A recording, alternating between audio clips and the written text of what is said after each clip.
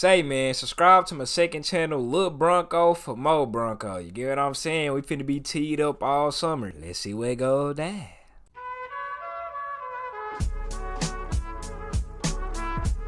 What's up, bitty, man? It's the Bronco at the front, coming at you with another reaction video when the best player on the planet was 16 years old. On the thumbnail, they got OG Ronaldo number 9, Brazilian Ronaldo, Ronaldo the goddamn phenomenon. He was the best player on the planet at 16? Gotta be clickbait. Daily Dose Football. Let's see where it goes down. I know that man was amazing, but 16 years old? So, listen to this. In the late 90s, there was a Nike commercial that went a bit something like this. See, we talking about commercials now. We talking about commercials. To make you the best football player in the world, and he was actually listening. Then, as the words faded away, they simply showed you a clip of Ronaldo scoring against Compostela without any context. Because just looking at it, he knew exactly what they meant. So he was 16 right Everyone always knew that there's never been an example of a wonder kid who was as obviously destined to become an all-time great as much as Ronaldo. It's extremely common to focus on the injuries and the what-ifs of Ronaldo's career, you know, the negative side, but we're talking about a kid who by the age of 20, before he had won the Ballon d'Or, before he had even arrived at Barcelona, had already played 115 matches and scored 110 Damn, goals. boy! I could show you a 5-second clip of him at age 16 and it would still somehow be enough to convince some of you that he was the greatest of all time. That's how people fell in love with him. That's what made him world famous before he was even old enough to drive a car. And that's what I want to focus on. Focus on the time before the tragedies when Ronaldo's legacy was yet to be defined. Back in his prime. And it all started with a young buck-toothed kid skipping class to attend some futsal trials at his local club, Valcade.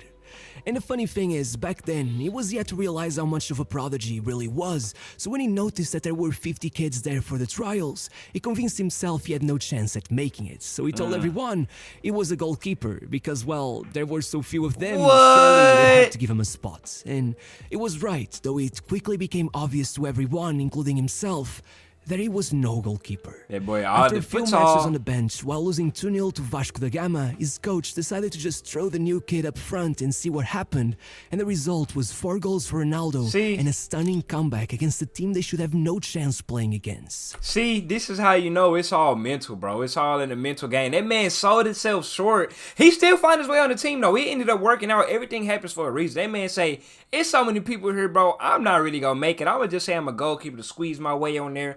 Goalkeeper didn't work out, but when the coach gave him that goddamn opportunity, he showed out. When it's your time to shine, you better show up and show out, boy.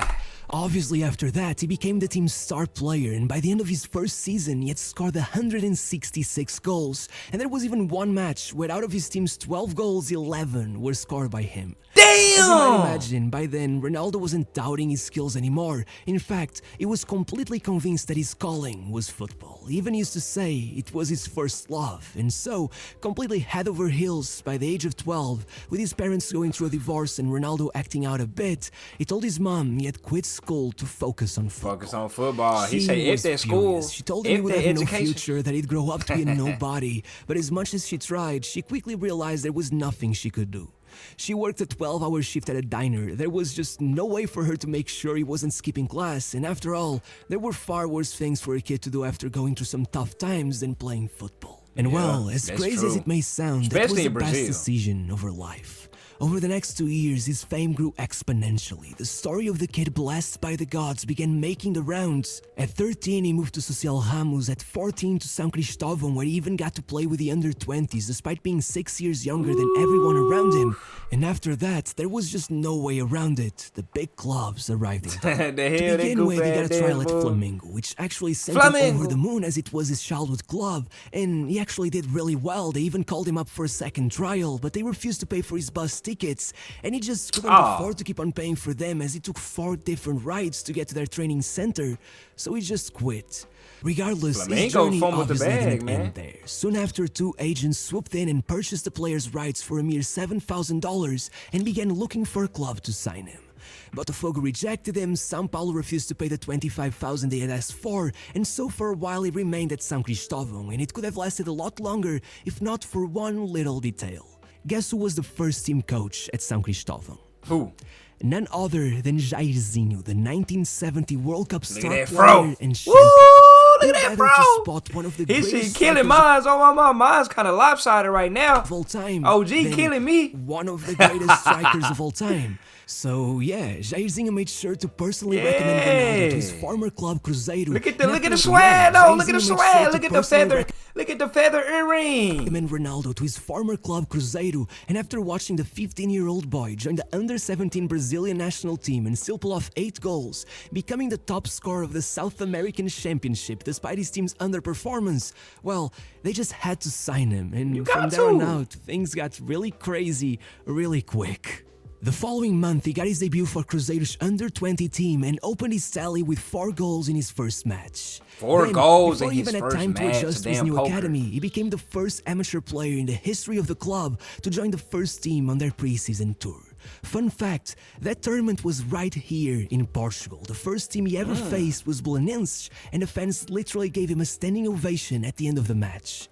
Eventually, he even faced Porto when they literally tried to sign him, but Cruzeiro, mere months after buying him for the price of a Toyota Camry, supposedly asked Porto for 1.75 million euros. He said for That the would price have of a been Toyota record Camry. signing for them at the time, so even though the likes of Inter were already making the rounds as well, they passed on it.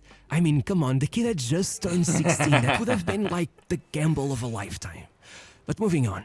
5 months after his arrival, Whoa. Ronaldo no got he ain't got no UCLs.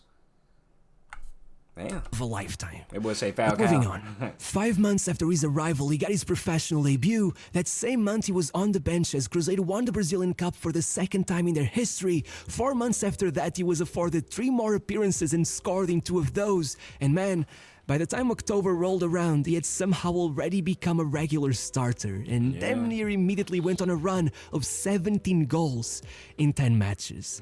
Where should I even start?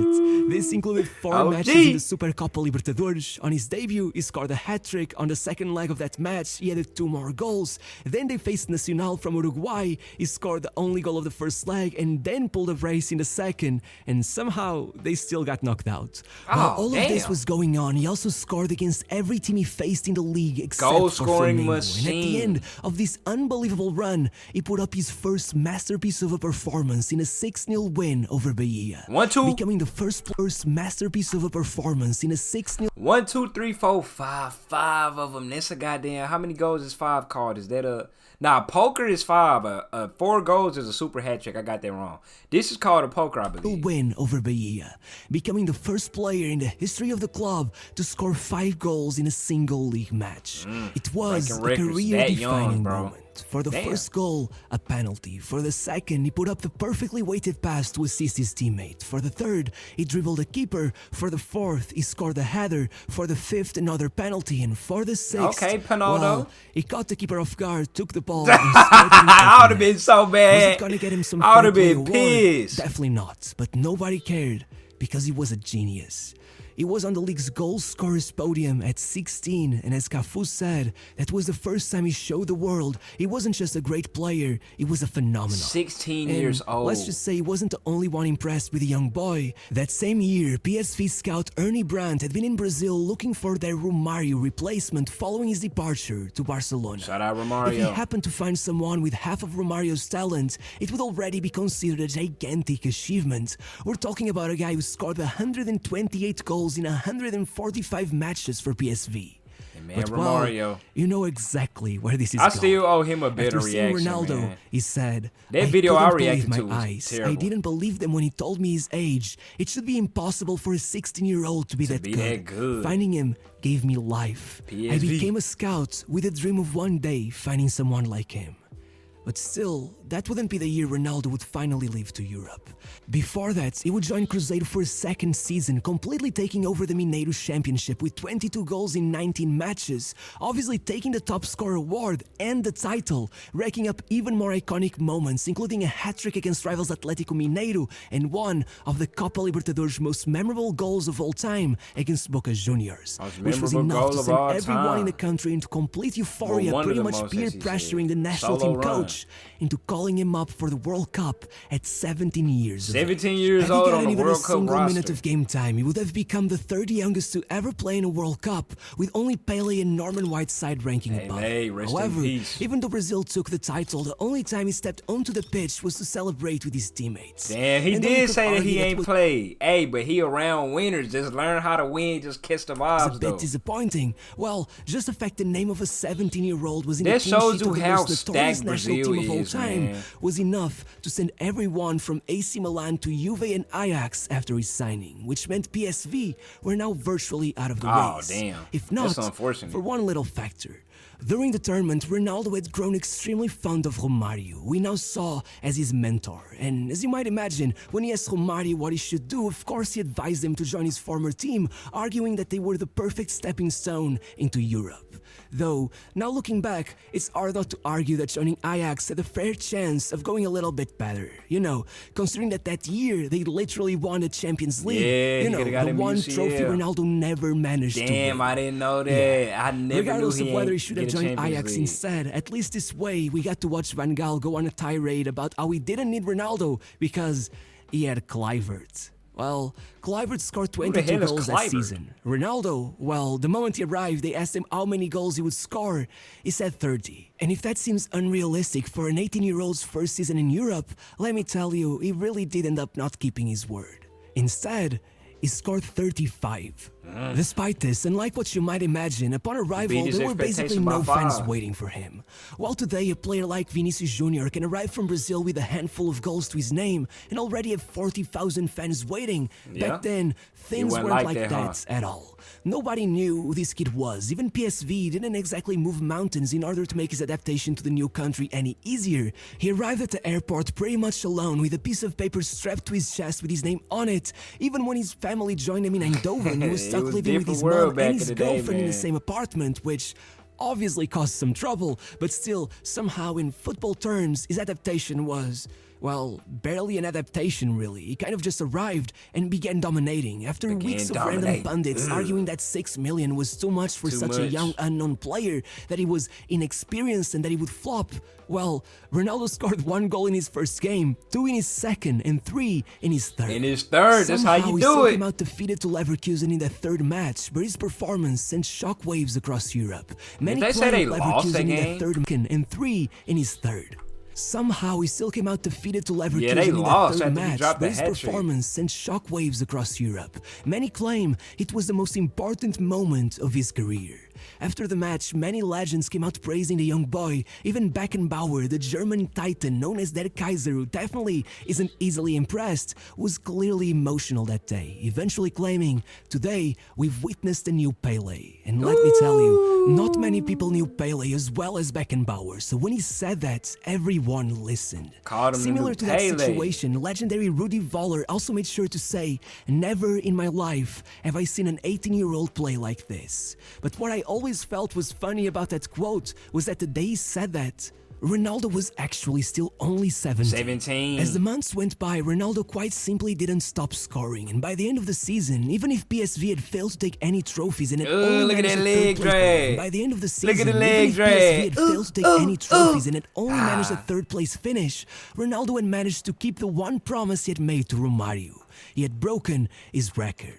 Despite the fact Romario was easily one of the greatest of all time and nearly 6 years older than Ronaldo when he arrived at PSV, with 30 Easy. league goals, Ronaldo had outdone Romario's best ever tally across his 5 years with the club.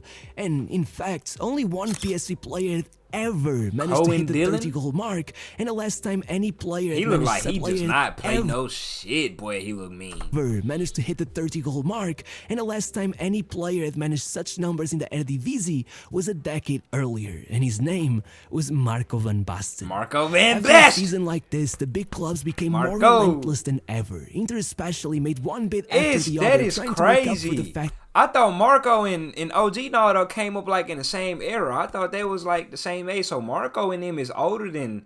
So Ronaldo actually is younger than I he thought. had failed to secure his signing 3 years earlier, but PSV never budged. And eventually, trying to prove they didn't need Ronaldo, they went and signed someone they believe would be just as good. That year's Under-20 World Cup Golden Ball winner, Caio Ribeiro. Caio If you Ribeiro. don't remember him, well, that's probably because by the time he left Italy 2 years later, all he had managed to do was score a single goal. He ain't had to Kind catch of a slug awkward, like huh? that, man. Yeah, And just a so, slug after a like summer that to a saw daily even dose. Pele give him a standing ovation in a match against England, Ronaldo went Them into his England second boys. season more explosive than England ever, boys. even scoring 4 Yo, goals in coming a home single that year. UEFA Cup match, and by the start of October, he was on 11 goals in 8 matches. However, it was then that the first red flags were raised. Having gone through a growth spurt that saw him grow 4 centimeters and put on 6 kilos, Ronaldo had been complaining since the beginning of the season that he felt off, and that month, the pain in his knees finally became too much, being sidelined for 24 days. As I once heard someone say, a Formula One breaks down more often than a Corolla, and looking at the way he played, the force he exerted upon his knees at every turn, it's unbelievable that his kneecaps didn't just turn to dust. Yeah. Watching him in rehab was as heartbreaking as it was impressive. His determination was off the charts. In one of the videos, you can hear him speak, and you know what he said? He said, "I need football. I need to score. This is my entire life. If I can't do this, Well, he never finished that sentence, but I think we can all imagine sad what right he was there, about to bro. say. Still, just as everyone began fearing the worst, he simply came back and quickly went on a streak that saw him score 8 goals in 5 matches. I didn't realize he including a got hat-trick hurt on so only early. his second start since the injury, but unfortunately, the roller coaster wouldn't end there. As December started, Ronaldo went down once more. After an MRI, the worst was confirmed. Besides the obvious inflammation of his knee, it had also calcified and surgery would be needed. In February, the procedure finally took place. He was warned to be careful and take his time in rehab, but instead, he kept on trying to force the staff to let him train with the team. And about 5 weeks later, right after PSV finally lost and dropped to second place on the table, he made his way back onto the team Forced his way sheet. back too early. As he would say years later, a phenomenon can't fail, he can't have pain, and he can never stop scoring. Hearing this, you might assume it was the manager who tried to get him back on as soon as possible, desperate to keep his place at the top of the table, Yeah, but in look at reality, it was quite the opposite. Look at him. Ronaldo was the one putting himself in his position. He literally got into a confrontation with the manager, angry that he was refusing to play him.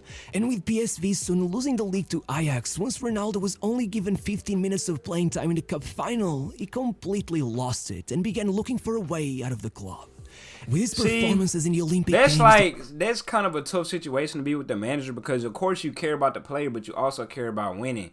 It's like it's a lose-lose situation. You play the player too much, you could possibly win, but he could possibly get hurt again. Everybody on you like, bro, you only care about winning. Or you can sit the player and only play him limited minutes, and everybody like, bro, if you play him, you might as well play him a long time.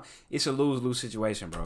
the following month, taking over the covers of every sports newspaper in the world, no matter how scary his fitness issues could look, given just how great he was, seemingly every club in the world was willing to risk everything for him, and soon, a bidding war began between Inter and Barcelona. Inter and Barcelona. While Inter were still on the back foot, worried about the potential for injury, Barcelona were desperate to sign a top-class give a striker damn, huh? following repeated unsuccessful negotiations with Blackburn for Alan Shearer, who insisted the player was never ever leaving the club. And in the end, it all culminated in what looked like a skit straight out of a Mr. Bean movie, with Barcelona Vice President Joan Gaspar disguising himself as a waiter in order to get into the hotel where the Brazilian national team was staying at. He did so what? He could get to Ronaldo and hand him a contract against the wishes of PSV, which he would literally sign on top of his bed. He said he disguised himself as a waiter to get in a hotel to give that man.